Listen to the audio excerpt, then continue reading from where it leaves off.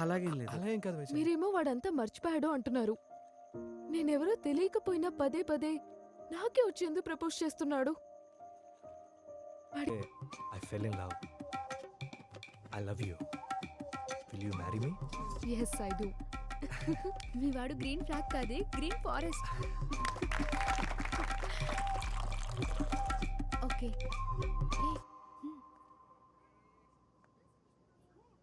I love you. Will you marry me? Huh? Santosh, stop it. Over action చేయకు. పైకి లే. లెగను. నువ్వు ఎస్ చెప్పే వరకు నేను లెగను.